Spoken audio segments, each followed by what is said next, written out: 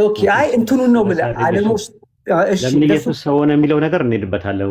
ዋናው ፖይንት አየህ፣ ፎካል ፖይንት እያለ ማርጂናል ፖይንቶች ሲነሱ መርጅ ያደርጋሉ። እኛ ጋር ደግሞ እኛ ቤት ደግሞ ያው እንትን የለም አኩኩሉና አባሮች ስለሌለ አንድ ነጥብ ላይ ብቻ በደንብ አድቀ ነው ጥርስና ምላሱን እየነቀስን እያደማን አንድ ቦታ ላይ ብንሄድ ጥሩ ነው። አሁን የጠቀስኩ ጥቅስ ላይ እስካሁን አነካካው ባይሆን እኔ የሚደግፈኝ ጥቅስ ነው ያመጣው። ገላትያ 3:16 ላይ ለአብርሃምና ለዘሩ የተስፋ ቃል ተነገረ። ስለ ብዙዎች እንደሚናገር ለዘር አይልም፣ ስለ አንድ እንደሚነገር ግን ለዘር ይላል፣ እሱም ክርስቶስ ነው አለ። የቱ ጋር ነው ያለው ስንል ኦሪት ዘፍጥረት ምዕራፍ 22 ቁጥር 18 ላይ በዘርህ የምድር አሕዛብ ይባረካሉ አለ። በተስፋ ቃል ይባረካሉ አለ። የተስፋ ቃል የተነገረው ነገር ለመሲሁ ይመጣል የሚል ቃል ነው። ፕሮሚስድ ነው የተስፋ ቃል ሲባል እንጂ የሆነ ሲድ አይደለም። ዘ ፕሮሚስድ ሲድ ተብሎ የተቀመጠው ነገር በአብርሃም በይስሐቅ በያዕቆብ ቤተሰብ ውስጥ የሚመጣ እንጂ የተስፋ ቃል ነው ሰው የሆነው። ስለዚህ ከማርያም የወሰደው ምንም ነገር የለም አለ። ብዙ ጥቅሶችን አምጥተናል። ዝም ነው ያልካቸው፣ ጆሮ ዳባ ልበስ ነው ያልካቸው። ገላትያ 4:4 ላይ፣ ሮሜ 1:1 ላይ እንዲሁ ደግሞ የሉቃስ ወንጌል 1:35 ላይ ከአንቺ የሚሆነው ከዳዊት ዘር የሆነው ከሴት የሆነው ጊኖማይ የሚል ቃል አለ። እሱን አርጊመንቱን ዝም ነው ያልከው። ሁለተኛ ነገር ደግሞ ሐዋርያስ ዕብራውያን ምዕራፍ 2 ቁጥር 14 ላይ ተከሻላለሁ በስጋና በደም እንዲሁ ተካፈለ ነው የሚለው። እንደ ወንድሞቹ ስጋና ደም ከማን የሚካፈሉት ብዬ ጥያቄ አቅርቤልህ ነበር። እሱንም ጆሮ ዳባ ልበስ ነው ያልከው እና አተኩረ አንድ ነጥቡ ላይ እንትን በለውና ከተዋጠልህ ጥሩ ነው ብለህ ካሰብክ ትወስደዋለህ። ሀሳቡ ይገዛኛል ካልክ አይ ይሄ ነገር እኔ ላጥና በዚህ ዙሪያ ላይ ጊዜ ይፈልጋል፣ ማንኛውም ነገር ጥናት ይፈልጋል ካልክ ደግሞ ማጥናትም ትችላለህ። ሁለቱም ምርጫው ያንተ ነው። እዛ ላይ ፎከስ አድርግ፣ እንትኑ ላይ ፎካል ፖይንቱ ላይ በጣም አድርግ። እሺ ቴንክ ዩ ባይዘው ማጥናቴ አይቀርም። ምክንያቱም የሚነሱ ነጥቦች አሁን የምንወያየው እኮ ውጤታማ ፍሬያማ የሆነ ውይይት አድርገን በተከፈተ አይምሮ ማውራ ባይዘው እንጂ እኔ ማቃትን ነገር አድርጌ አንተ የምታወራውን ብሎክ አድርጌ ማቆን እያወራው አይደለም። ግን ምንድነው በደንብ ሀሳቡ ፍሎ አድርጎ የተሻለ ነገር ግንዛቤ ለመውሰድ ስለምፈልግ ነው። ያነሳቸው ብዙ ፖይንቶች ስለሆኑ እነሱ አንድ አድሬስ ማድረግ እንደነገርኩ የልምዱም ጉዳይ ክፍተቱ እንዳለ ነው።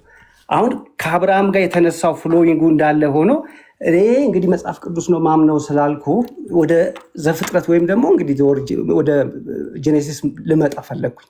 ምናልባት ወጣ እንዳትለኝ ይሄን ዘር ይዤ ወደዛ መሄድ ስለፈለግኩ መጽሐፍ ስለሚያስተምረን መነሻው እሱ ስለሆነ ያ የተስፋ ቃል ከምኑ ነው የጀመረው ብትለኝ ዘፍጥረት ላይ በዘርህና በዘሯ መካከል ጠላትነትን አደርጋለሁ ብሎ ያ የዘር የእግዚአብሔር የተስፋው ቃል ከዛ የጀመረ ነው። በሴቲቷና በአንተ መካከል የሚል የዘር ኪዳን አለ። ምክንያቱም የክፉ ዘር ወይም የክፉ ሀሳብ ኃጢአት ባና አዳም ውስጥ ለውድቀት ምክንያት ነው፣ መነሻ ነው ብለን ዘሩ ነው ሞትን ያመጣብን። ለዚህ ነው በዘርህና በዘሯ መካከል በሴቲቱና በአንተ መካከል ጠላትነትን አደርጋለሁ ያለው ያ የዘር የኃጢአት ሀሳብ እንደገና ደግሞ የማዳኑም የኪዳን ሀሳብ እዛ ጋር ነው የጀመረው እንጂ አብርሃም ጋር ኔክስት በቅብብሎሽ የመጣው ዘፍጥረት ጋር መነሻው ላይ ነው። ውድቀታችንም የክፉ ዘር ወይም የክፉ ሀሳብ ተቀብሎን አባታችን አዳም የወደቀው።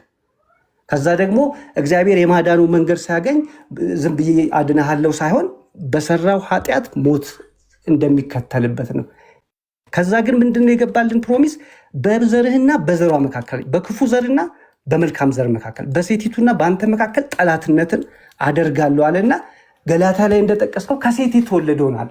ከሴት የተወለደው ማለት ያቺ የዘፍጥረት ፕሮሚስ ዘር፣ ምክንያቱም ዘሯ በጣም በመጽሐፍ ቅዱስ ትልቅ ሚኒንግ ስላላት ነው። ቅድም መጥቀስ እንደሞከርኩ ዘር ላይ ወንድ ልጅ በዘሩ የሴትን ማዕፀን ሳይንስ እያሳየን ያለው ብዙ ጊዜ ከመጽሐፍ የሚወሰድ ስለሆነ አሁን የሴቷ ድርሻ ምንድን ነው ልንል እንችላለን። በሳይንስ የሚወለዱ ልጆች የወንድ ዘር ተወስዱ በዛው አይነት ፕሮሰስ የመጽሐፍ ቅዱስ ቃል ዘር የሚለውን ስጋ ምንም ሼር ሳያደርግ ማደሪያ አድርጎ ማለፊያ አድርጎ ሰው የመሆኛ መንገድ ብቻ ነው።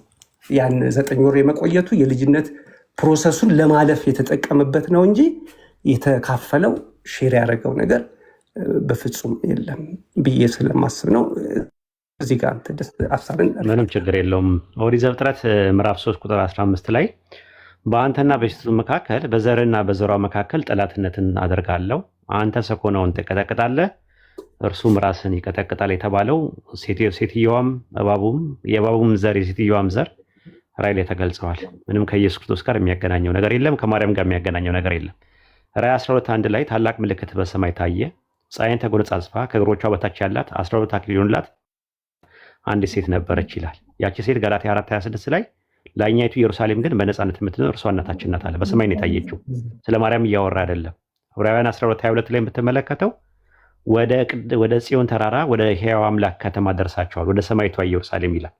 ስለዚህ የታየችው ሴት ዘፍጥረት 3:15 ላይ ያለችዋ ሴት ራዕይ 12 ላይ ታገኛታለህ። ራዕይ 12:3 ላይ ዘንዶን ታገኘዋለህ። ሌላ ምልክት በሰማይ ታየ ነው፣ ታላቅ ቀይ ዘንዶ 7 ራሶችና 10 ቀንዶች ነበሩት፣ በራሶቹ ላይ 7 ዘውዶች አሉት አለ። ማነው ያ? ራዕይ 12:9 ላይ ዲያብሎስ ሰይጣን የሚባለው ታላቁ ዘንዶ እርሱም የቀደመው እባብ ተጣለ።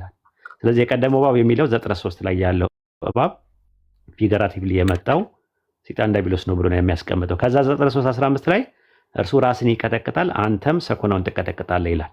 ማ የሴቲቱ ዘር ወይም ላይኛይቱ ኢየሩሳሌም የተባለች የእሷ ዘር የሚቀጠቀጠው ምኑ ነው ሲባል ራሱ ነው የሚቀጠቀጠው። ምኑ?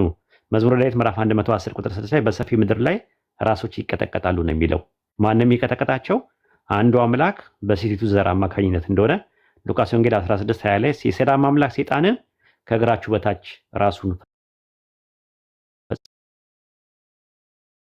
ነው ሲባል ራዕይ ዮሐንስ 12 ላይ ታገኛለህ። ለአሕዛብ ሁሉ በብረት በትር ይገዛ ዘንድ ያለውን ወንድ ልጅ ወለደች አለ። ማን ነው ያ ወንድ ልጅ ሲባል ራዕይ 2:27 ላይ ያለለ በአሕዛብ ላይ ስልጣን እሰጠዋለሁ። ያ ወንድ ልጅ ማለት ነው። ስለማኝ ነው የሚናገረው። በብረት በትር ይገዛቸዋል፣ እንደ ሸክላም ዕቃ ይቀጠቅጣቸዋል ይላል። ስለማን ነው የሚያወራው? ኢየሱስ ራሱ ድል ለነሳው እያለ የሚያወራው ስለ አማኝ ነው እያወራ ያለው። ስለዚህ አንደኛ ተሰሎንቄ ላይ ስትመለከተው ጌታን በአየር ለመቀበል በደመና እንጠቃለን ስላለ ራዕይ 12 ላይ ስትመለከተው ልጇም ወደ አምላክ ወደ ዙፋኑ ተነጠቀ ይላል ሲያወራ ማለት ነው። ያ ዘር የተባለው ማን ነው? ራዕይ 12:17 ላይ ሴቲቱም በዘንዶ በሴቲቱ ላይ ተቆጥቶ ከዘሯ የቀሩትን ሊዋጋ ይሄዳል። ማናቸው እነዚያ ዘሯ የተባሉት? የአምላክ ምስክር ያለ የኢየሱስ ምስክር ያላቸው የአምላክን ትእዛዝ የሚጠብቁ ብሎ ነው የሚያስቀምጠው። ስለዚህ ዘፍጥረት 3:15 ላይ ያለው በአንተና በሴቱ መካከል በዘርና በዘራው መካከል ጠላትነትን አድርጋለሁ፣ አንተ ሰኮናውን ትቀጠቅጣለህ፣ እርሱ ራስን ይቀጠቅጣል እያለ የሚያወራው ስለ ኢየሱስ አይደለም። እሱ ሰፊ ትምህርት ነው። እኛ እያልን ያለነው አዲስ ኪዳን ላይ እየተናገረ ያለው ከማርያም ሰው እንደሆነ የሉቃስ ወንጌል ምዕራፍ 1 ቁጥር 43 ላይ ከአንቺ የተባረክሽ ነሽ የማኅፀንሽም ፍሬ የተባረከ ነው ካለ በኋላ ቁጥር 48 ላይ እርሱ ብርቱ የሚሆነው በእኔ ታላቅ ስራን ሰርቷልና አለች ማርያም። በእኔ ውስጥ ሰርተዋል አለች። በእኔ ታላቅ ስራን ምን አደረገ? ድንግል ማርያም ማኅፀን ውስጥ ፍጡር ነው የፈጠረው። የሉቃስ ወንጌል ምዕራፍ 1 ቁጥር 31 ላይ እነሆ ትጸንሻለሽ ነው የሚለው ጽንስ። ማቴዎስ ወንጌል ምዕራፍ 1 ቁጥር 20 ላይም እንደዛ ነው። ከእርሷ የተጸነሰው ነው የሚለው። ማኅፀን ክራይ አይደለም፣ ድራማ ለመስራት አይደለም እዛ ውስጥ የነበረው። የእሷ የራሷ ሪል ልጇ ነው፣ ባዮሎጂካል ልጇ ነው። የራሷ ባዮሎጂካል ስላችሁ የእሷ ጄኔቲክስ ነው። ሴት ዘር የላትም ብለሃል። ዘፍጥረት 21 ላይ በተመለከተው ዘርሽን አበዛዋለሁ ይላታል መልአኩ መጥቶ ለአጋር። ዘር የሚለው ስፐርማቲኮስ ነው የሚለው ግሪከኛው ራሱ። ዘራ የሚለው የዕብራይስጥ ቃል እሱን ነው የሚያመሰግነው። ስለዚህ በሳይንሱም ኬን ክሮሞዞም የሚባል ነገር አለ 23 ኤክስአይ እና ኤክስኤክስ የሚባል ነገር አለ። ስለዚህ ፈጣሪ አዳምን ከአፈር መፍጠር የቻለ አምላክ፣ ሔዋንን ደግሞ አጥንት ወስዶ መፍጠር የቻለ አምላክ፣ በተመሳሳይ ደግሞ ድንግል ማርያም ማኅፀን ውስጥ የነበረውን እንቁላሉን ስፐርም ሴል ሳይኖረው መፍጠር ይችላል። ይህንን ነው የምንረዳው ማለት ነው። ቢብሊካልም ይህንን ነው የምንረዳው። በተረፈ ከማርያም ምንም ነገር የወሰደው ነገር የለም። ስጋ ለበሰ ምናምን ነገር የምትለው ነገር አይ ቲንክ ቢብሊካል እንትኖችም አይደሉም። ስጋ ለበሰ የሚል ነገር ባይብል ላይ የለም። ሲጀመር ስጋ ለበሰ የሚል ነገር የለም። የስጋ ሁሉ ነው የሚለው። አማርኛው ላይ በስጋ በለበሰ ሁሉ ላይ እያለ ያስቀምጧል። እንግሊዝኛው ላይ ብታየው ኦል ፍሌሽ ነው የሚለው፣ በስጋ ሁሉ ላይ ነው የሚለው። ኤርምያስ 31 ላይ ነው መሰለኝ እኔ የስጋ ሁሉ አምላክ ነኝ የሚለውን እንግሊዝኛ አያም ዘጋድ ኦፍ ኦል ፍሌሽ የሚለውን በስጋ ለባሽ ሁሉ ላይ አምላክ ነኝ እያለ ነው። ስጋ የለበሰ የሚባል ነገር አይደለም። ስጋ የሚለበስም ነገር አይደለም። ሰው ራሱ ስጋ ነው፣ መንፈስ ነው፣ ነፍስ ነው። አንደኛ ተሰሎንቄ 5:23 ላይ ማለት ትራይኮቶሚ የሚባል ትምህርት አለ። እኔ ዳይኮቶሚ ነው አንትሮፖሎጂ ላይ የምቀበለው ማለት ሰው የሚለው ላይ የምቀበለው፣ አንትሮፖሎጂ የሚለው ላይ ነው የምቀበለው። ትራይኮቶሚ የሚባለው ደግሞ በሀሳብ ደረጃ የሚያስማማ ነገር ይኖራል። ግን ዳይኮቶማይዝድ የነበረውን ትራይኮቶማይዝድ ማድረግ አይቻልም ነው እያልኩኝ ያለሁት። አይ ቲንክ ይህን ይመስላል። ከማርያም ምንም ነገር አልወሰደም ለሚል ምንም አርጊመንት እስካሁን አላመጣህም። ትምህርቱ ከኦኒሰስ ጋር ይቀራረባል፣ ከሐዋርያት ቤተክርስቲያን ጋር ይቀራረባል። እነሱ ናቸው ከማርያም ምንም ነገር አልወሰደም ብለው እንትን የሚሉ ማለት ነው። አንተ ደግሞ ምን አደረከው? ሞደርን አደረከው ማለት ነው። እነሱ ቢያንስ ድንግል ማርያም ማህፀን ውስጥ ቃልን ስጋ በማድረግ በዛ ስጋ የተገለጠው ራሱ አብ ነው። ስለዚህ ኢየሱስ ፍጹም አምላክ ፍጹም ነው፣ አምላክና ሰው ነው። በአምላክነቱ አብ ነው፣ በሰውነቱ ደግሞ ወልድ ነው። የሁለቱም ስም ደግሞ ኢየሱስ ነው የሚል ትምህርት ነው ያላቸው። አንተ ደግሞ ከጥንት ጀምሮ የነበረው አንድ አምላክ አለ፣ ዘላለማዊ መለኮት አለ፣ ያ አብ ይባላል። ድንግል ማርያም ማህፀን ውስጥ ግን ስጋ የሆነውና ወይም ደግሞ እንትን የሆነ ደግሞ ወልድም ይባላል። ግን ከማርያም ምንም ነገር የወሰደው ነገር የለም ነው። ሀሳብን አከብረዋለሁ፣ ግን ትክክለኛ ትምህርት ነው ብዬ አላምንም እኔ ካለኝ ኤክስፒሪየንስ አንጻር። ኦኬ እቀበላለሁ።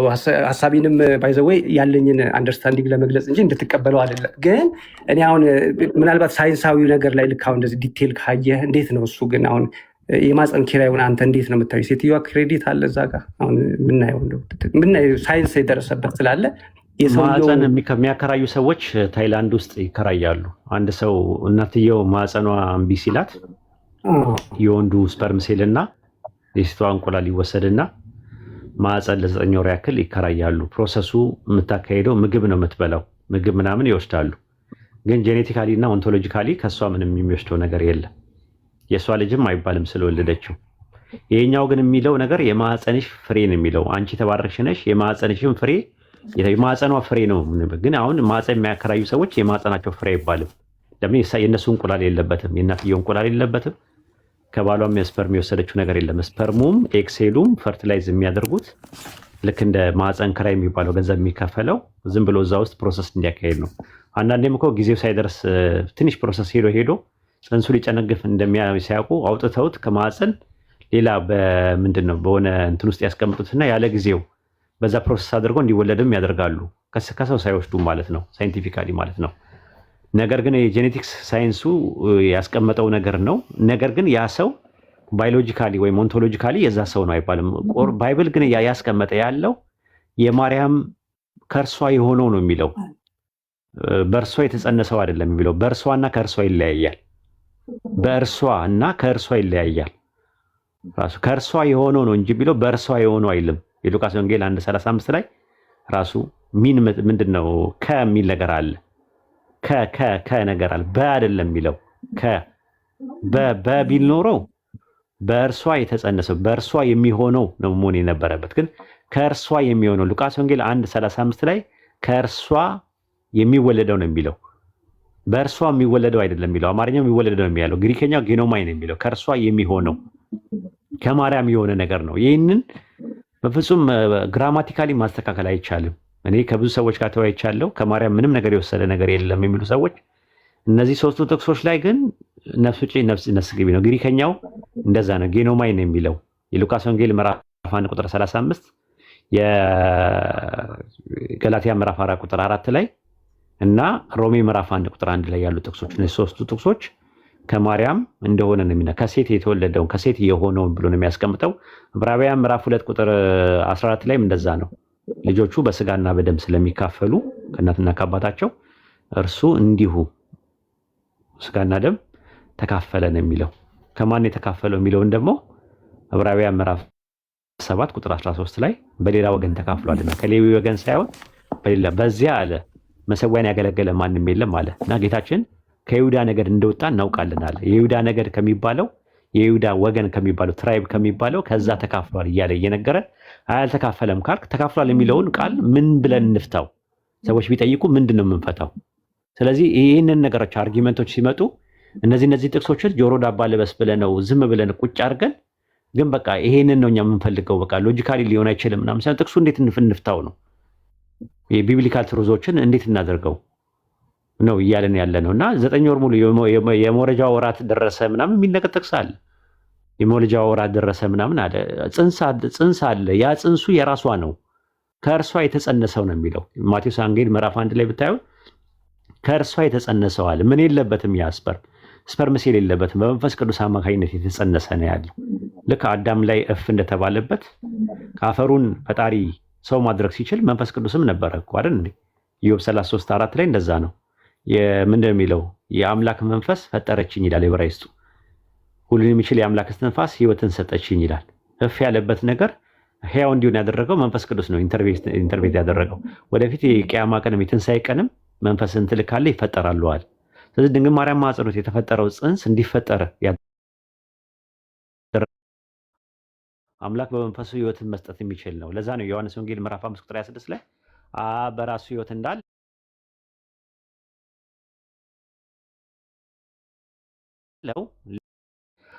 በራሱ ሕይወት እንዳለው ነበረ ነን ኤግዚስታንስ ነበር ማለት ነው። ይሄንን ነው ምንድነው? እስቲ አስብበት ይሄንን ነገር። ኦኬ በጣም ብዙ ነገሩን ተቀብያለሁ። የጠቃቀስካቸው ብዙ ጥቅሶች አሉ፣ በስፋት አጠነዋለሁ። ግን ይሄ አሁን የመጽሐፍ ቅዱስ ወይም ደግሞ መሰረቱ ስለሆነ አሁን አይዶን ነው መጠየቅ ከቻልኩኝ ክርስቶስ በምድር በነበረ ሰዓት ከኃጢአት በቀር በነገር ሁሉ ተፈትኗል እንጂ ኃጢአት አላደረገ የሚል መጽሐፍ ቅዱሳዊ መሰረት አለን። እሱን እንዴት ታየዋለህ? ምክንያቱም ክርስቶሎጂ ላይ ብዙ አላቅም ስለናንተ እንዴት እንደምታዩት። ያን ካላረገ ኦሪጂን ኦፍ ሲን ስለምንቀበልኛ ኢየሱስ ሪል ሰው ነበር አይደለ? ደበላ ፍጹም ሰው ነው። ፍጹም ሰው ነው። ሪል ነው ወይ? ሪል ነው ማለት ሰው ለድራማ አይደለም የመጣው። ሪል ነው። ፔንፉል ነው ፔኖቹ ረሃቡ። ስለዚህ ግን እንደዛ ከሆነ ሊሳሳትም ይችል ነበር አይደለ? ኦፖርቹኒቲ ነበረው። ጽናቱ ነው። አሁን ምን መሰለህ እኮ ጽናቱ ነው እንጂ ሊሳሳት ይችል ነበር አይደለ? አልተሳሳተማ። ስላልተሳሳተ የማይሳሳት ሆኖ ስለተፈጠረ ሳይሆን በጽናት ያንን ነገር ስለተወጣ ነው አይደል? ዕብራውያን ምዕራፍ 1 ቁጥር 9 ላይ እንደዛ ነው የሚለው፣ ጽድቅን ወደድክ አመፃን ጠላ። ስለዚህ እግዚአብሔር አምላክ ከባልንጀሮች ይልቅ በደስታ ዘይት ቀባ ይላል። ዮሐንስ ወንጌል ምዕራፍ 15 ላይም እንደዛ ነው። እኔ ቃሉን እንደጠበቅኩኝ ነው የሚለው፣ ቃሉን እንደጠበቅኩኝ እንደታዘዝኩኝ ይላል።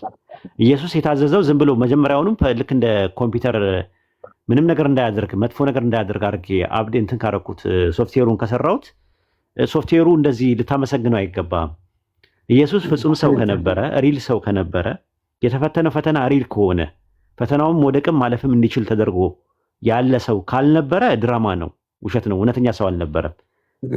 ከሆነ ግን እንደዛ ከሆነ ግን ያንን ነገር ሊሳሳትም ላይሳሳትም ይችላል። ሳይሳሳት ቀርቷል እና ምንም ኃጢአት አላደረገም ከሆነ ምንም ችግር የለው፣ ምንም እንትን የለውም። ኃጢአት ሊያደርጋ እሱ ብቻ ሳይሆን ኃጢአት ያላደረጉ ሰዎችም አሉ እኮ በባይብል ውስጥ አይደል እንዴ? ኃጢአት ያላደረጉ ሰዎች አሉ፣ ያልተገለጹ አሉ። ኃጢአት ያላደረጉ ሰዎች ማለት ሁሉም ሰው ኃጢአት አድርጓል እኮ አይደለም ባይብል የሚለው። ሁሉ ኃጢአትን ሰርቷል የእግዚአብሔርም ክብር ጎሎታል ሲል ሁሉ በሚለው ማዕቀፍ ውስጥ ኢየሱስ አይካተትም። ሁሉ ሲል መላእክት አይካተቱም። ሁሉ የሚለው ቃል አንጻራዊ ሆኖ ይመጣል። ለምሳሌ ወደ አፍ የሚገባ ሁሉ ወደ ድዳሪ ይወጣል ይላል። ግን ወደ አፍ የሚገባ ሁሉ ወደ ድዳሪ አይወጣም። ሰውነት የሚሆን ነገር አለ። የሉቃስ ወንጌል 2:1 ላይ በአውጉስቶስ ቄሳር ዘመን ዓለም ሁሉ እንዲጻፍ ቆጠራ ተካሂዷል። ግን ሮማን ኤምፓየር ብቻ ነው የተካሄደው።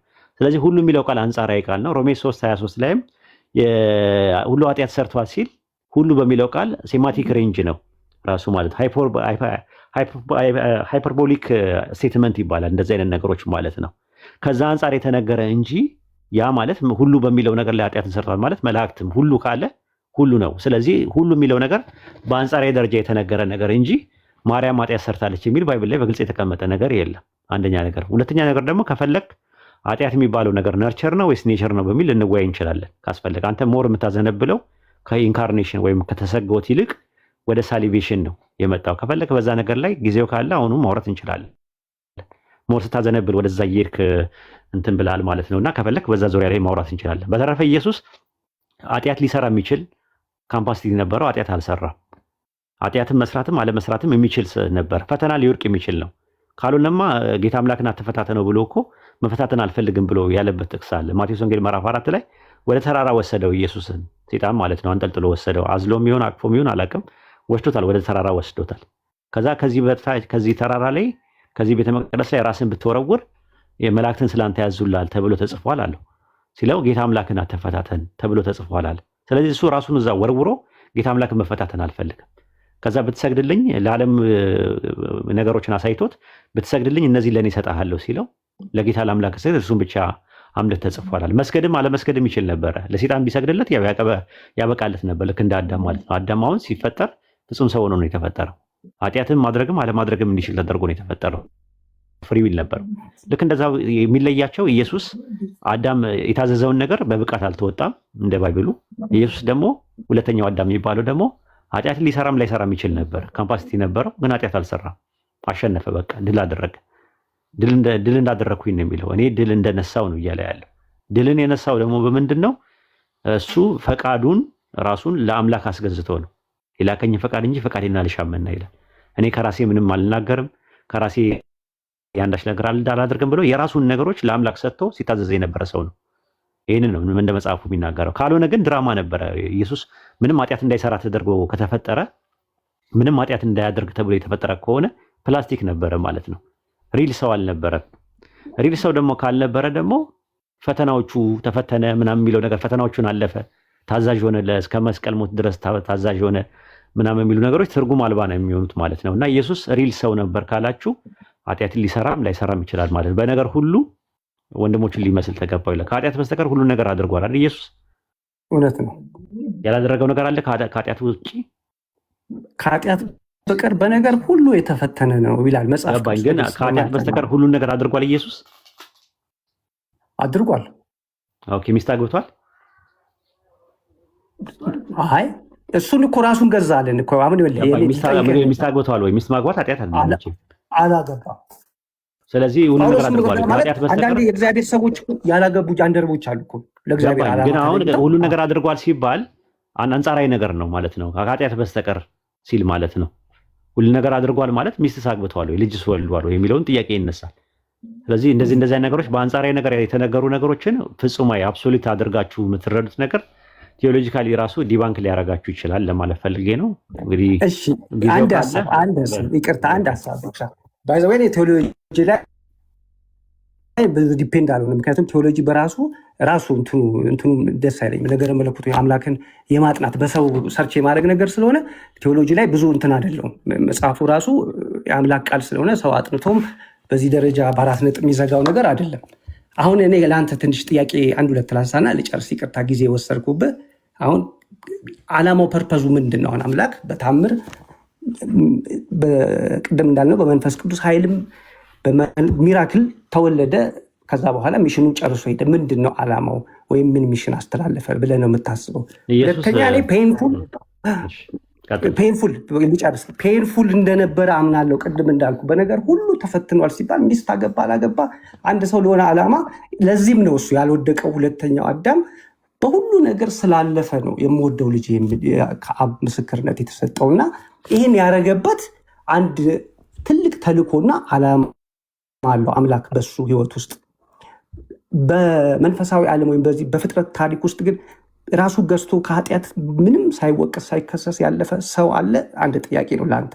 ሁለተኛ ደግሞ ሳይንሱ ኔቸር እና ነርቸርን እንዴት ነው የሚገልጸው? አራት ነገር ነው እየጠየቅኝ ያለው አንድ ጨምቀ መልሰው ችግር እና እያጎረስከኝ ስታጎርሰኝ አንድ አጉርሰኝና እሷ አላምጬ ልብላትና ሁለተኛ ምናምን ታጎርሰኛለህ እና ስደራረብብኝ ጉንጬ ትንሽ ናትና ጉርሻ አትችልም እና የመጀመሪያውን አጉርሰኝ። መጀመሪያ ህይወት የኤክስፒሪየንስ ውጤት ስለሆነች ከኤክስፒሪየንስ የተነሳ ልደራርብ ሊሆን ይችላል። የመጀመሪያው በታምርበት ዓላማና ኢላማ ነው። የመጀመሪያው መመለስ ከዛ ወደ ሁለተኛው ወደ ሶስተኛው እንሄዳለን። አይሻልም? እሺ። የመጀመሪያው ዮሐንስ ወንጌል ምዕራፍ 12 ቁጥር 49 ላይ እኔ ከራሴ ምንም አልተናገርኩምና ነገር ግን የላከኝ አብ እርሱ የምለውና የምናገረውን ትእዛዝ ሰጠኝ። ትእዛዙም የዘላለም ሕይወት እንደሆነች አውቃለሁ። ስለዚህ አብ እንደነገረኝ እንዲሁ እናገራለሁና አለ። ስለዚህ የተሰጠው ትእዛዝ ምንድን ነው ስንል ማርቆስ ወንጌል ምዕራፍ 12 ቁጥር 29 ላይ እስራኤሎች ስማ ጌታ አምላካችን አንድ ጌታ ነው የሚለው ታላቅና ፊተኛው ትእዛዝ ነው ብሎ ያስቀምጠው።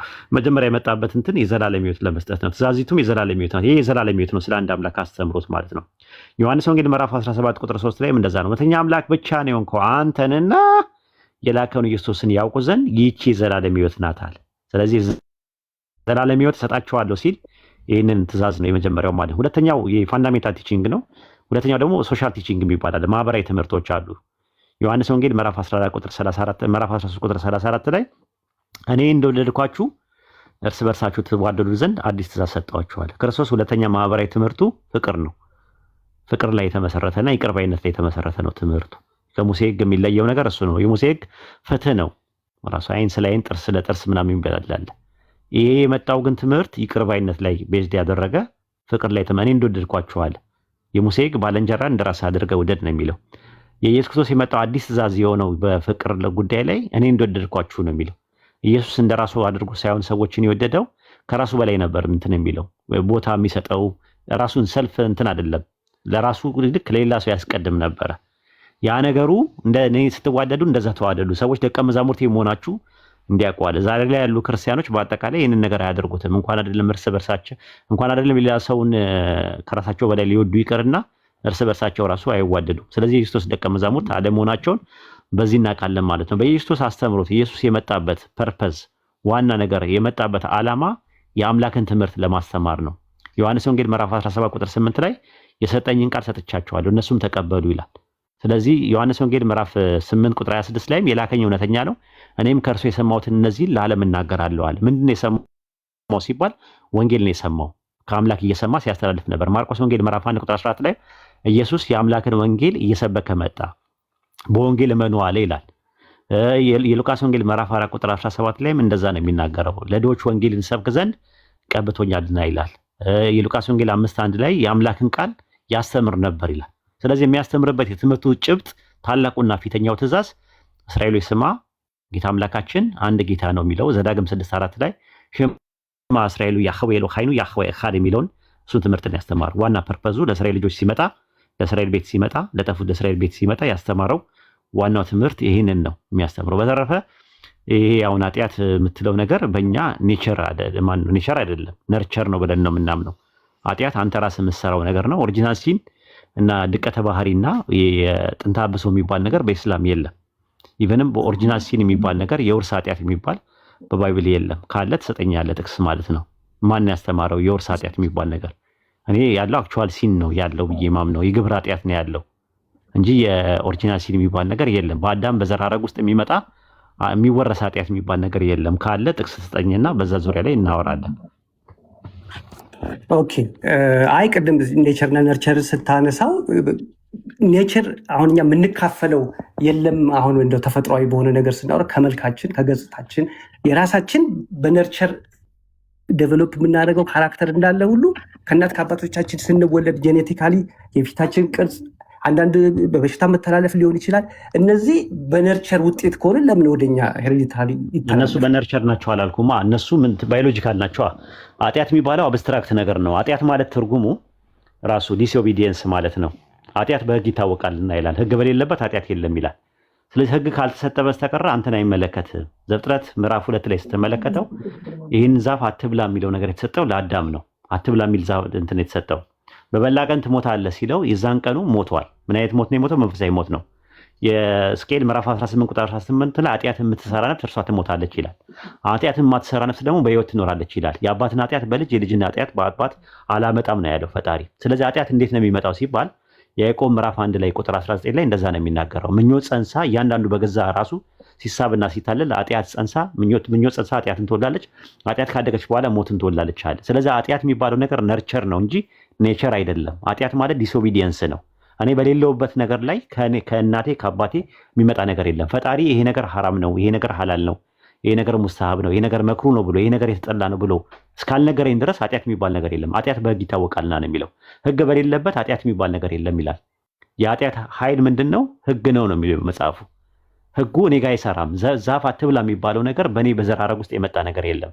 እነዛ ቢሆን ኖሮ እንደ ፍየል እኮ ቅጠል የመብላት አባዜ ይጸናወተን ነበር። ምክንያቱም ከአዳም የመጣው ኃጢአት የሚባለው ነገር የትኛው ኃጢአት ነው? ዝሙት ነው? ስርቆት ነው? ጣዖት ማምለክ ነው? የትኛው ነው ብለህ ብትል አይደለም፣ እነዚህ ሁሉ አይደለም። ምክንያቱም አዳም አልሰራቸውም እነዚህ ነገሮችን። እንደዛ ቢሆን ኖሮ ኃጢአት የሚወረስማ ቢሆን ኖሮ ዛሬ ያሉ ወላጆቻችን የሚሰሩት ኃጢአት ልጆቻቸው ይወርሱ ነበረ። ለምን? እነሱ በተባሉት መሰረት ማለት ነው። ለምሳሌ አዲስ ኪዳን ከመጣ በኋላ ኢየሱስ ከመጣ በኋላ ራሱ ይሄ ነገር አድርግ ይሄን አታድርግ የሚሉ ህጎች ነበሩ። እነዛን ህጎች የሚከተሉ ክርስቲያኖች ኃጢአቱን ሲተላለፉ ከዛ በኋላ ኃጢአቱን ከተላለፉ በኋላ ያሉ ልጆቻቸው ይጠየቁ ነበር። አዳም የሰራውን ኃጢአት ከሱ በላይ የሰሩ ሰዎች አሉ በአሁኑ ሰዓት። አዳም ዛፍ ነው የበላው፣ ለዛውም ማያቅ መልካምና ክፉን አያውቅም። ምን ማመዛዘን አይችልም። አንድ ህፃን ልጅ እሳት ይሄ ነው ውሃ እሳት ውስጥ እፉ ነው ይበላሃል እያልኩ ስለው ስለማያቅ ነው የምጠነቀቅለት። በእሳት ከተቃጠለ በኋላ ለምን ተለበለብክ ብዬ አልደበድበውም። ለምን? አያውቅማ። አዳምና ሔዋን የሚያውቁት ነገር የለም። መልካምና ክፉን አያውቁም እነሱ። መልካምና ክፉን የማያውቁ ሰዎች መልካምና ክፉን የማያውቁ ሰዎች ኃጢአት ሰርታቸዋል ብሎ የሆነ የሚገላቸው የሚያባራቸው ምንም አንዳች ቁብና አንዳች ምክንያት የለውም። ስህተት ነው ያ ራሱ ትምህርቱ ቴዎሎጂካሊ ማለት ነው። ስለዚህ አዳምና ሔዋን ሲበሉ በበሉ ቀን የሞቱት ሞት መንፈሳዊ ሞት ነው። ያ ሞት ደግሞ በዘር ሐረግ ውስጥ የሚመጣ አይደለም። ራሱ ማለት ነው እንትን ነው። ታዲያ እንደዚህ አካላዊ ሞት ለምንድን ነው የምንሞተው ካልን አካላዊ ሞት በተፈጥሮ ውስጥ ያለ ሞት ነው። እንትን ላይ መጽሐፈ መክብብ ምዕራፍ 3 ቁጥር 1 ላይ የሚናገረው እንደዛ ነው። ለመሞት ጊዜ ያለው ለመወለድ ጊዜ ያለው ይልና ቁጥር 11 ላይ ነገርን ሁሉ በጊዜው አድርጎ ሰራዋል። ስለዚህ አምላክ ምንድን ነው ያደረገው? ቁጥር 19 ላይ ከሰማይ በታች ላለው ነገር እድል ፋንታ ነው ብሏል። ሞት ሁሉ ከአፈር ነው ወደ አፈር ይመለሳል። የሰውና የእንስሳ እንደ እድል ፋንታቸው አንድ ነው። እንስሳት ለምንድን ነው የሚሞቱት? አካላዊ ሞት ለምንድን ነው የሚሞቱት ብለህ ስትል በተፈጥሮ ነው። እጽዋት ለምን ይሞታሉ? ሴል ለምን ይሞታል? ሰው ሲያድግ ሊያድግ ሲል አንድ ሕፃን ልጅ ኒው ሴል ካምስ አውት ሲሆን ኦልድ ሴል ደግሞ ዲዳውት ያደርጋል። ስለዚህ ኃጢአት የሚባል ነገር በዘራረግ ውስጥ የሚመጣ ነገር አይደለም። ቢብሊካልም ኤቪደንስ የለም ራሱ። ምክንያቱም ኃጢአት ማለት ኮንክሪት ሪያሊቲ አይደለም፣ አብስትራክት ሪያሊቲ ነው። ኔቸር አይደለም፣ ነርቸር ነው። በኔቸር ነው። ፍሪዊል ኖሮ ይሄ ነገር ሐላል ነው ይሄ ነገር ሐራም ነው ተብለ የምትመጣው አክቹዋል ሲን ነው ያለው፣ የግብር ኃጢአት ነው ያለው እንጂ በውርስ የሚመጣ ነገር የለም። ጄኔቲካሊ ማለት ነው። ካለ እንግዲህ መጽሐፋችሁ ላይ ካለ ይሄ ጥቅስ እንደዚህ ጄኔቲካሊ ይመጣል ብለም ሳይንቲፊካሊም ኃጢአት ይመጣል ብለ በፈለከው መልኩ መምጣት ትችላለህ። ኦኬ እንዳልከው ሰፋ ያለ ነገር እየሆነብኝ ነው ያለው እንጂ ልክ ነህ። አሁን አንተ በመጣህበት አመጣጥ ትክክል ነው። እኔ ግን አሁን ያችን ዛፍን በሉ ብዬ ስለማላመን ክፉና ደግ እውቀት የሚሰጥ ነገር ነው እንጂ የሆነ ነገር በልተው ወደቁ አይደለም። እውቀት ነው፣ አይምሯቸው ነው፣ ለሆነ አተያያቸው ነው እንጂ የነቃው ለአንድ ክፉ ለሚባል እውቀት የሆነ ፍሬ በልተው ከዛ በኋላ ኃጢአት ሰሩ ተብሎ ከገነት ተባረሩ የሚለው ኮንቴክስት አይደለም። እኔ አሁን የሚገባኝ የተባረሩት ለምንድን ነው? አይ ክፉና ደግ ከሚያስታውቀው ዛፍ ያ ሪፕሬዘንት የሚያደርገው እውቀትን ነው እንጂ የሆነ የተተከለ ነገር ከመብላታቸው ጋር ተያይዞ ከጀነት የተባረሩት ለምንድን ነው ብዬ ጠየቅኩ። ክፉና ለምን እንደተባረሩ ታውቃለህ? ኦልሬዲ የመንፈስ ሞት ሞቱ። የመንፈስ ሞት ለምን? የክፉን ቃል ተቀበሉ። ቅድም ያልኩ ነው። ዘሩ የክፉን ቃል ሲቀበሉ ከክፉ ቃል ውስጣቸው ኮራፕት ሆኗል። ለዚህ ነው ሞትም የስጋ ሞት ያው ጊዜውን ጠብቆ የጠየኩት ጥያቄ ለምን ሞቱ አይደለም። ዘፍጥረት 2:17 ላይ በበላ ቀን ትሞታለህ አለው። በበላ ቀን ሞትን ነው የሞተው። ቅጣቱማ በበላ ቀን ከገነት ትወጣለህ አላለውም አይደለ? አዎ ከገነት ያስወጣው እኮ እንደውም ምን አለ? ተመልሰውም ለምንድን ነው ያስወጣቸው? ተመልሰውም ምን እንዳያደርጉ አለ? ዛፉን ስለበሉ ነው ወይ ከጀነት የወጡት ነው የኔ ጥያቄ። ያኛው እውቀት ያኛው የክፉ እውቀት ውስጣቸው ክፉና ደግ አሁን ህግ የተጀመረው ይዜ ነው። መጀመሪያ አይተፋፈሩ። ለምንድን ነው እንደነ ባይብሉ ከገነት የወጡት ለምንድን ነው ጥያቄ የጠየቁ? አስተሳሰባቸው ስለተበላሸው ክፉና ደግ አይልም። ከገነት የወጡበት ምክንያት አለ። ምንድን ነው ምክንያት? እስቲ አስረዳኝ ነው እኮ ከገነት የወጡት ለምንድን ነው? መጀመሪያ ንገረኝ አንተ። ከገነት ለምን ወጡ መሰለህ? በእኔ አታይና በእኔ አረዳድ ነው። ጥቅስ ነው የፈለኩት። በተለይ ክርስቲያኖች አዳምና ሔዋን ከገነት የወጡት ዛፉን ስለበሉ ነው ብለው ነው የሚያምኑት አይደለ? እኔ እንደሱ አላምንም። ለምንድን ነው ከገነት የወጡት? በጣም ጥሩ ጥያቄ ነው። ከገነት የወጡት የሆነ ዛፍ የተተከለ ፍሬ በልተው ሳይሆን ክፉ የሚያስታውቅ ቃል ወይም ደግሞ ሀሳብ ከክፉ ስለተቀበሉ የክፉ ሀሳብ እባብ ምንድን ነው የነገራቸው? ሀሳብ እኮ ነው እኮ። የቱ ጋር ነው እንደዛ? ከገነት ነው የፈለግኩት። ከገነት የወጡበት ነገር ነው። ከገነት መጽሐፍ ከሆነ ይኸውልህ፣ እንደኛ መጽሐፍ ከሆነ አደምና ሐዋ ጋር መጥቶ ኢብሊስ ሲነግራቸው እንደ መላእክት ዘውታሪዎች ትሆናላችሁ አለ አለው እየሰማሁ እንደ መላእክት ዘውታሪዎች ትሆናላችሁ፣ ይሄ የመዘውተሪያ ዛፍ ነው ሲላቸው ዋሻቸው፣ ጓጉ። እነሱ ለምን? በተፈጥሯቸው የሚሞቱ ሰዎች ናቸው። እንደ መላእክት ዘውታሪዎች መሆን ፈልገው ነገር ግን ስላልተሳካላቸው ነው። እባቡ ግን መጥቶ ሶስት ነገር ነው ኦፈር ያደረገላቸው። ይህንን ዛፍ ብትበሉ ሶስት ነገር ታገኛላችሁ አላቸው። አንደኛ የመጀመሪያው መልካምና ክፉን ታውቃላችሁ አላቸው። ሁለተኛ አይኖቻችሁ ይከፈታል። ሶስተኛ ነገር ደግሞ ለዘላለም ትኖራላችሁ አላቸው። አሁን እነሱ ምን አደረጉ? ልክ ዛፉን ሲበሉ መልካምና ክፉን አወቁ፣ እባቡ እንደተናገረው። ከዛ ደግሞ አይኖቻቸው ተከፈተ። አይተህ ከሆነ አሁን ሶስተኛው ጋር ሊሄዱ ሲሉ ነው ዛፉን የህይወትን ዛፍ እንዳይበሉ ያስወጣቸው ማለት ነው ፈጣሪ። የህይወትን ዛፍ እንዳይበሉ ነው ያስወጣቸው እንጂ እነሱ ዛፉን ስለበሉ አይደለም የወጡት። ብዙ ክርስቲያኖች አሁን አዳምና ሔዋን ከገነት ለምንድን ነው የተባረሩት ሲባሉ ቶሎ ብለው የሚጠይቁት አትብሉ የተባሉትን ዛፍ በልተው ነው ይላሉ። አሁን አንተም እኮ እንደዛ ነው እንትን ያልከው። ለምን እንደወጡ ምክንያቱም አልነገርከኝም። ለምን እንደወጡ ከገነት የህይወትን ዛፍ እንዳይበሉ ለምን ለዘላለም ደግሞ በዚህ ውድቀት እንዳይበሉ አይደለም። ቅድም እኮ ብያለሁ፣ ጠይቄ ነበር በተደጋጋሚ ጊዜ ጠይቄ ይችን አልመለስክም። ለምን መሰለህ ለዘላለም የሚኖሩት ከዛ ምንድን ነው ኮራፕት የሆነ ማንነታቸው ቅድም እንዳልኩ ሴሉም በበሽታም በቫይረስም መሞት እንዳይችሉ ያደርጋል። ዘላለም አይ እሱን ተወና፣ አሁን ምንድን ነው የህይወትን ዛፍ ከበሉ ሴጣን ያለው ነገር ትክክል ይሆን ነበር። አሁን ሶስት ነገር ነው ያቀረበላቸው።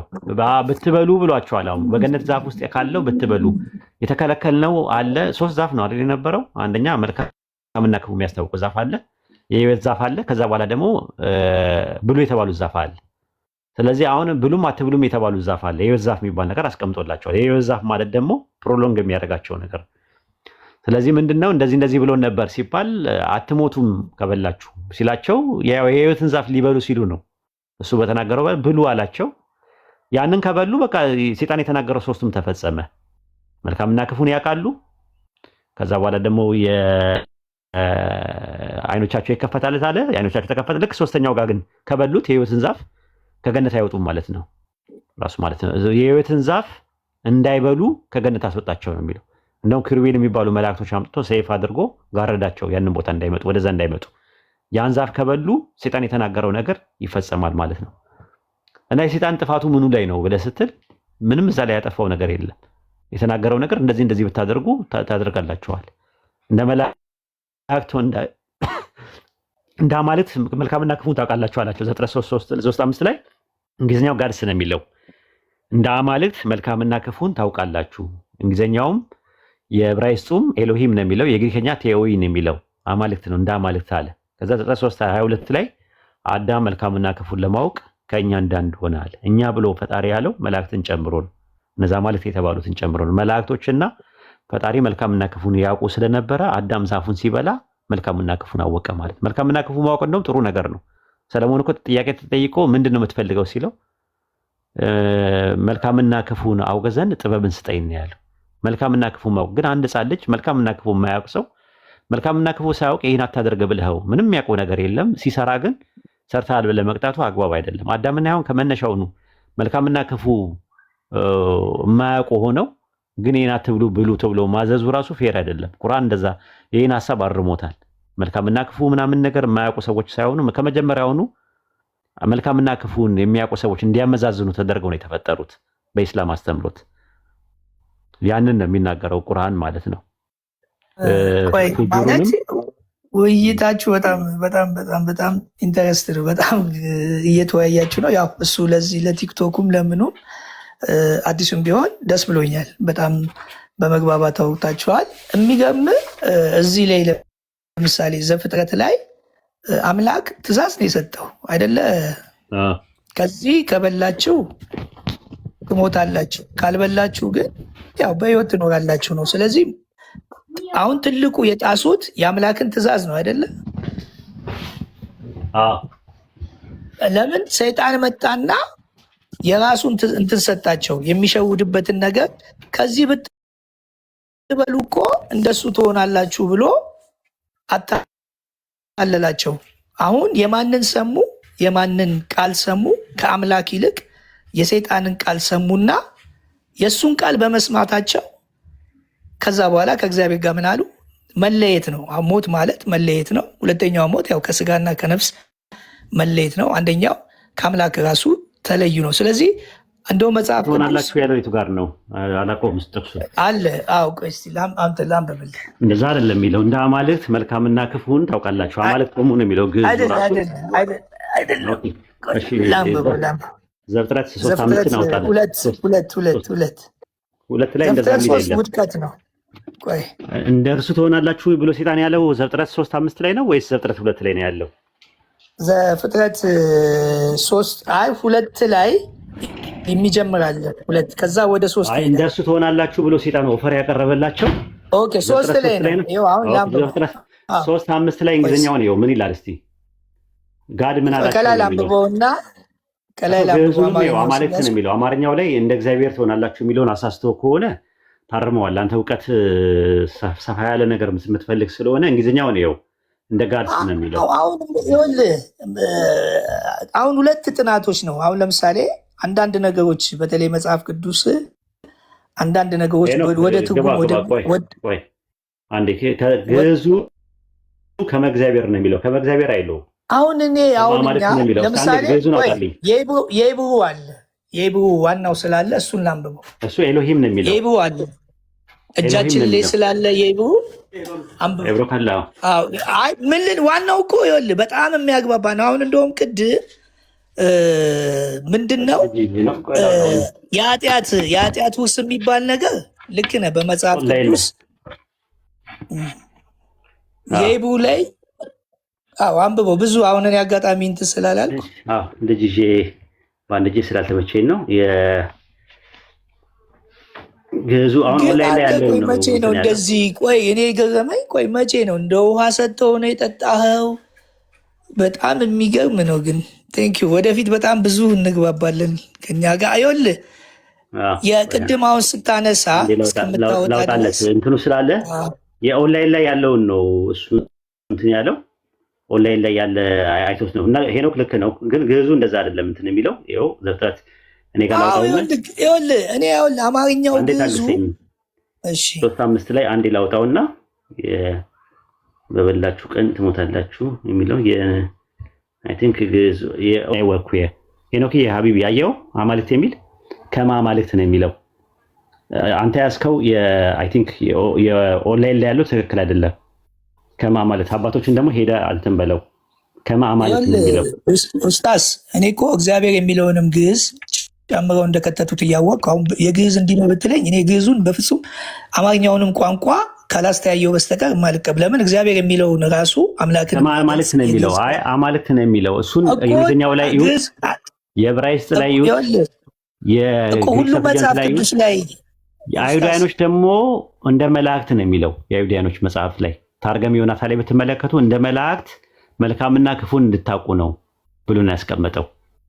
እንደ መላእክት ችግር የለውም። ይኸውልህ ዋናው እሱ አታሏቸዋል። እንደ መላእክት የሚበላቸው እንደ እግዚአብሔር የሚበላቸው ምን አለ አምጥቶ ያ የታዘዘውን ትእዛዝ አፈረሰባቸው። ከዛ ምን ይላል ሮሜ ላይ ይሉን በአንዱ አለመታዘዝ ምክንያት ኃጢአት ወደ ዓለም ገባ ነው የሚለው። የኃጢአት ውርስ የሚባል ነገር የለም።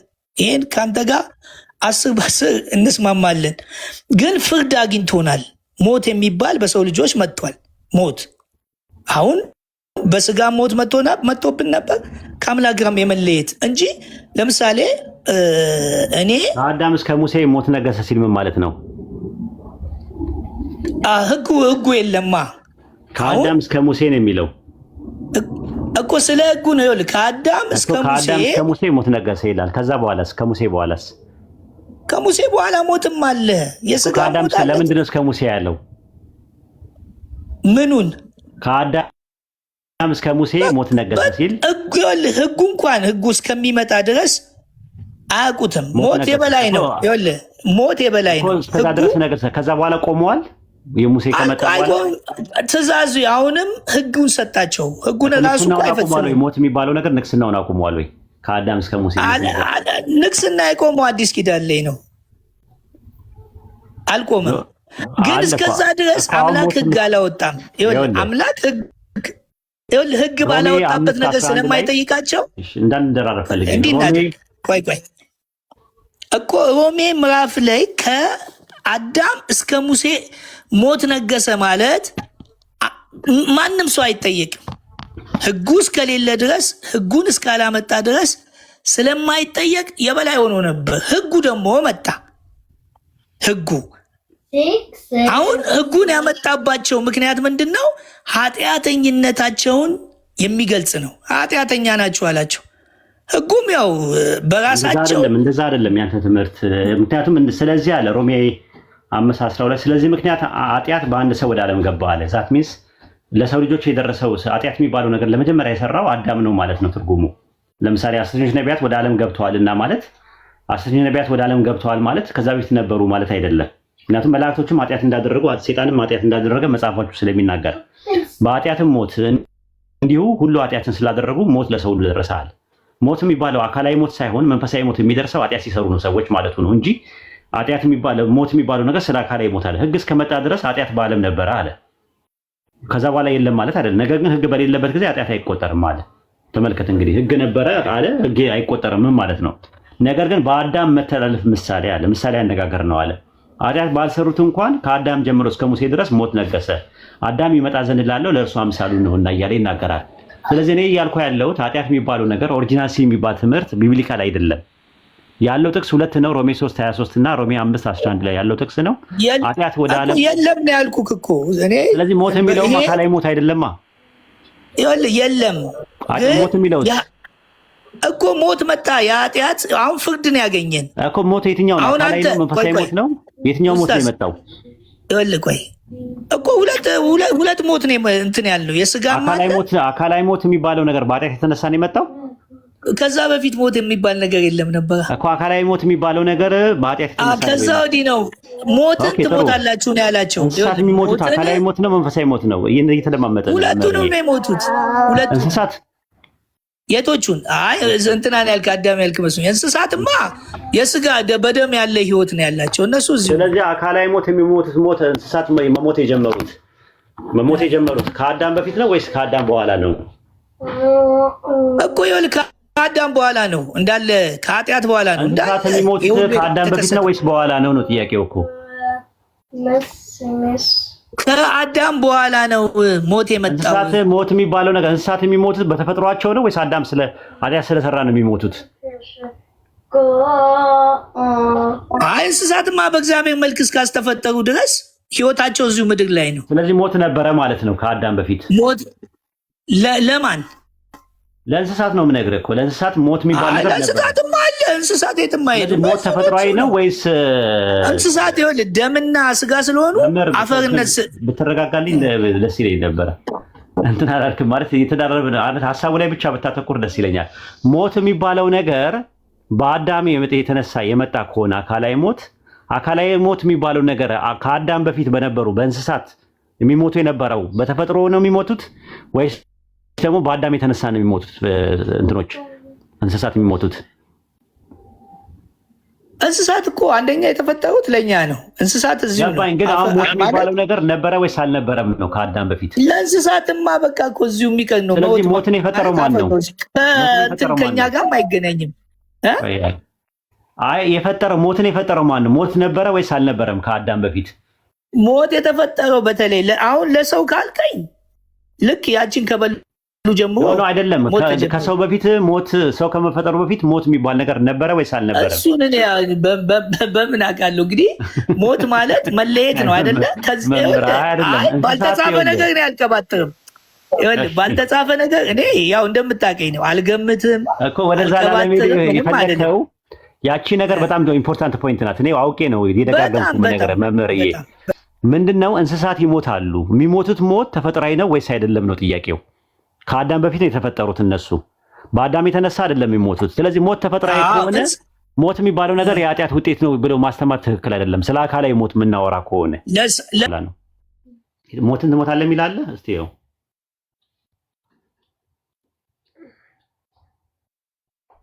ኦኬ። የዕብራይስጡ አይልም የ81 ይላል 81 ይላል 81 ላይ ይላል። ኦኬ 1954 ላይ ይላል። አንተ ያስከው ላይ ትርጉም ላይ ምን ይላል? እኔ አሁን ጥሩነቱ ምን መሰለህ? ትርጉም ላይ በበላ ቀን ትሞታለህ ነው የሚለው። በበላው ቀን አዳም የሞተው ሞት መንፈሳዊ ሞት ነው እንጂ አካላዊ ሞት አይደለም። ምክንያቱም አካላዊ ሞት ዘፍጥረት 5:3 ላይ 930 ዓመት ነው የሚኖረው። ስለ አካላዊ ሞት ከሆነ የምናወራው በበላው ቀን የሞተው መንፈሳዊ ሞት ደግሞ የሚመጣው እያንዳንዱ ኢንዲቪዥዋል ላይ የሚመጣ እንጂ ከአባት ወደ ልጅ የሚተላለፍ አይደለም። እስኬል 18 ከ18 እስከ 21 ድረስ ብታነቡት እንደዛ ነው። ኃጢአትን የምትሰራ ነፍስ እሷ ትሞታለች ነው የሚለው። ኃጢአትን የማትሰራ ነፍስ እሷ በሕይወት ትኖራለች። የአባትን ኃጢአት በልጅ የልጅ ኃጢአትን በአባት አንተላልም ነው። ስለዚህ የአዳም ኃጢአት የሚባለው ነገር እኔ ጋር አልመጣም። ያዕቆብ ምዕራፍ 1 ቁጥር 19 ላይ እያንዳንዱ በራሱ ምኞት ሲሳብና ሲታልል ምኞት ጸንሳ ኃጢአትን ትወልዳለች፣ ኃጢአት ካደገች በኋላ ሞትን ትወልዳለች ነው የሚለው። ስለዚህ የአዳም ኃጢአት የሚባል ነገር ተጽዕኖ ምንም ነገር የመጣብን ነገር የለም። ለመጀመሪያ ጊዜ ኃጢአት የሰራው በሰው ልጆች ታሪክ ውስጥ አዳም ነው። ከአዳም በፊት ኃጢአት የሰሩ አሉ። ለምሳሌ መላእክት ይላል። ሰይጣንም ኃጢአት ከመጀመሪያ አድርጓልና ይላል። ኃጢአት ያደረጉ መላእክትን ብሎ መጽሐፍ ቅዱስ ላይ ያስቀምጣል። እንደናንተ ትምህርት ማለት ነው። አንደኛ ጴጥሮስ 4:1 ላይ። ስለዚህ ከዚህ አንጻር ነው እንትን የሚለው ሞት የሚባለው ነገር ግን እሱ በበላ ቀን በእርግጥ እንደምትሞት ያንን ክፉና ደግ መለየት የሚያቻየው ሞትን ትሞታለህ የሚል ነገር የለውም። አዲሱ መደበኛ ትርጉም ነው ሐሰንዬ። አዲሱ መደበኛ ትርጉም ነው። አዎ። እና ከዛ አንጻር ነው የምናየው። እንግዲህ ይሄን ይመስላል ከብዙ በጥቂቱ። ኡስታዝ ትንሽ ድምፄ እንትን ያለው በጣም ዝናብ እየዘነበ ስለሆነ በጣም ይቅርታ። ትንሽ እንትን ያልኩ የመሰላችሁ ካለ እንትን እንዲል ነው ዝናቡ ምናምን ስላለ እንትን ስላለ ነው። አሁን ምንድን ነው ያው አፈርነህና ወደ አፈር ትመለሳለህ የተባለው ነገር ስላለ አሁን የኃጢአት ውርስ የሚለው ነገር ከኔ ጋር አፈርና ወደ አፈር ትመለሳለህ ያለው መቼ ነው? ከዛው ከእንትኑ በኋላ ከበላ በኋላ የተነገሩ ነገሮች ከበላ በኋላ የመጡ ናቸው ብለህ ታምናለህ? አይ ያው እዛው እየተናገረ እባቡንም ረግሞታል። መጽሐፉ ላይ ብዙ ተባዙ ምድር ሙላት ይላል አይደለ? እሱ እንደቀጠለ እኮ ነው። አሁንም እኮ ግን እሱ ነገር የሚመጣው ለምሳሌ ሴት ልጅ ስታምጥና እንትን ስትል ስታምጥና ፔን ሲሰማት የኃጢአት ውጤት ነው ብለህ ነው የምታምነው? ግግማን አለ እንደ ባይብሉ ሴት ልጅ በምን ትወልጃለች? ለምን ያመጣሉ? ለምን ያመጣሉ? እንስሳቶች ሲወሉ ለምንድን ነው የሚያመጡት? እኔ አሁን ስለ እንስሳ እኮ ለዛ እኮ ነው የምልህ። ተመልከት እንግዲህ በተፈጥሮ የሌለ ነገር ከሆነ አንድ ነገር፣ ሁለተኛ ደግሞ ሳያመጡ የሚወሉ ሴቶች አሉ። የእርግማን ከሆነ ምንድን ነው እነዛ ሴቶችን ያውቃለሁ። አሁን የአጎቴ ሚስት ስትወልድ ሶስቱንም ልጆች የወለደችው ሳታመጥ ነው የወለደችው። ሹልክ ብሎ ነው የወጣው። ስለዚህ ምጥ የሚባል ነገር አታውቅም ራሱ አንደኛ ነገር። ሁለተኛ ነገር ደግሞ ስለ ምጥ ያወራል ወይ ጥቅሱ ራሱ ስለ ምጥ ያወራል? ስለምጥ ያወራል? ስለምጥ ያወራል ወይ? ጭንቅሽን ምን እለዋለሁ ነው የሚለው። ስትወልጂ ጭንቅሽን አበዛዋለሁ። ስለዚህ ነበረ ማለት ነው በዛ እንጂ የለም አይልማ። ጭንቅሽን አበዛዋለሁ አለ እንጂ የለም አላለም። አንደኛ። ሁለተኛ ደግሞ ጭንቅሽን አበዛዋለሁ ያለው ሔዋንን ነው ያላት ወይስ ሌሎች ሴቶችን ያመለክታል? ያው እንግዲህ ሔዋን ከዛ በኋላ የሚከሰተውን እያየን አይደል? እንዴ ምን እንትን ምጥ የሌላቸው ሴቶች እኮ አሉ። ያለ ምጥም ኦፕራሲዮን እየሆኑ ይወለደዋል። እና እርግማኑን ተላለፉት ማለት ነው። ምድሪቷ እሾክና አሜኬላ ታበቅላለች የተባለ የለም። እሾክና አሜኬላ የለም። አውሮፓ ላይ ብትመጣ እሾክና አሜኬላ የሚባል ነገር የለም። እሱማ ከጊዜያቶች በኋላ አሁን እንዴት እናድርግ መሰለህ ማለት ነው።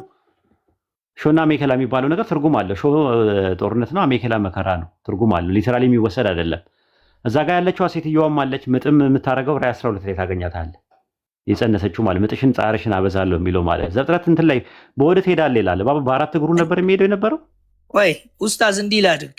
በመጀመሪያ ያንተ መጽሐፍቶችን አያቸው ማዳንና መዳን በኢስላም የሚለው ነው። ይሄ ሁላ ትምህርት እዛ ላይ ነው ያለው። አሁን ለምን መሰለ አሁን እዚህ ጋር ያለውን የእኛን መጽሐፍ እየተነተንከው ነው።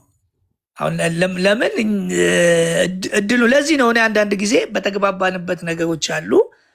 አሁን እዚህ ጋር ምንድን ነው አንተ እየተነተንከው ነው መጽሐፉን። እባብ በወደ ትሄዳለች እኮ አንተ እኮ ነው የተነተንከው መጽሐፉን። አሁን አንተ በምትፈልገው ከተነተንከውማ አስቸጋሪ ነው። አሁን በወደ ትሄዳለች ሲለው ምንድን ነው ነው አሁን ጥያቄው እሱ ጋር ነው የሚጀምረው። እባብ በወደ ትሄዳለች ሲባል ስለ እባብ ነው የሚያወራው። እባብ ከሆነ እባብ ነው እኮ ሊትራል እኮ አለ። ከዛ በኋላስ አሁን እኮ ሊትራል ነው። ሊትራል ሔዋንም የተቀመጠች ሴት ነች፣ አዳምም ሊትራል ነው። የሚታይ ነገር ሲያጠፉ ፈጣሪ ያናገረው ማንን ነው? ያናገረውማ ሔዋንና አዳምን ነው። ሌላ ሶስተኛ ማንን ነው? እኮ እባቡን ረገመው እዛው። አዎ፣ ግን እባቡን ከነገረው ሴጣን የቱ ጋር ነው ያለው? ሰይጣን መንፈስ ነው፣ አይታይም። ሀሳብ ነው እኮ የቱ ጋር ነው ያለው? እሱ አሁን በዛው ጉልህ ሚና አለው።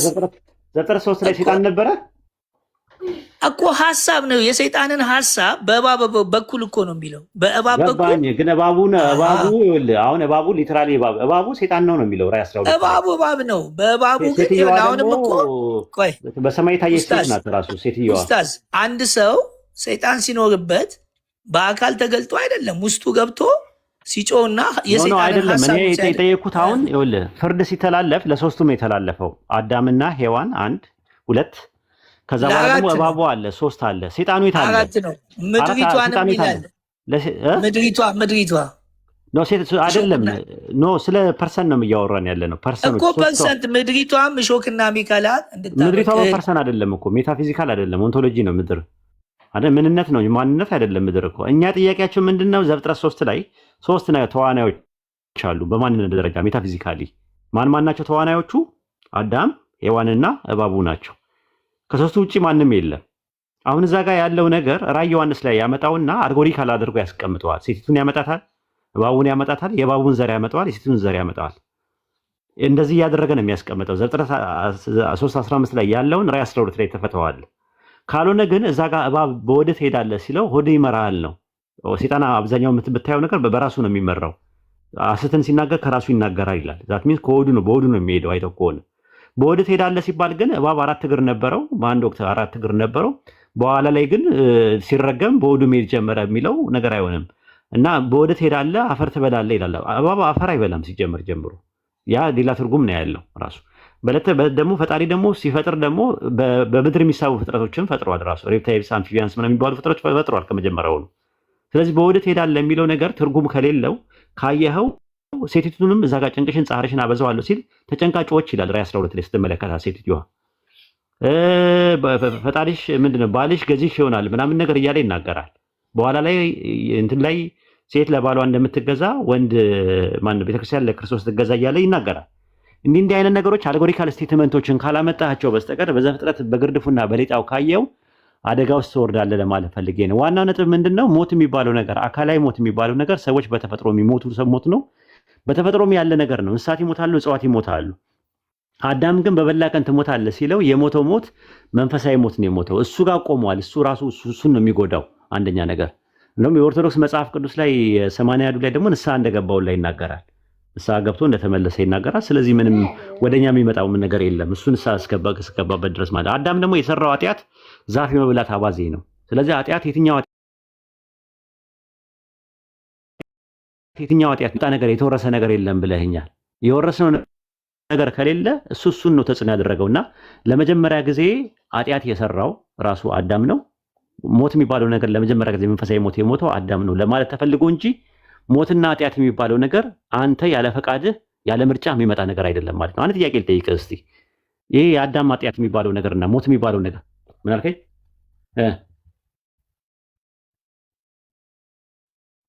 እሺ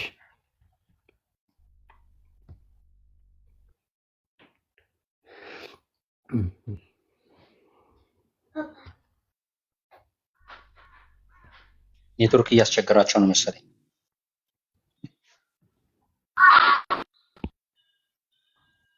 አሁን ገብተዋል። ይሰማውታል?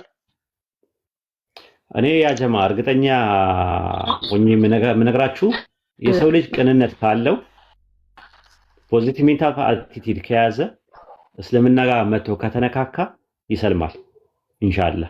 እነዚህ ሰዎች አሁን ሁለቱ መጥተዋል። አሰላሙ አለይኩም ወራህመቱላሂ ወበረካቱ። ወአለይኩም ሰላም ወራህመቱላሂ። አሰላሙ አለይኩም እንዳይገለብጣችሁ ብዬ ነው። አየዳ ብሻ ሮሜ ኡስታዝ ሮሜ ምዕራፍ 11 ቁጥር 33 ላይ እኮ ህዝቡን አንዴ ሊምር ስለፈለገ የሁሉንም ልብ ዘግቶታል ይላል። አንብበዋል እሱን ኡስታዝ?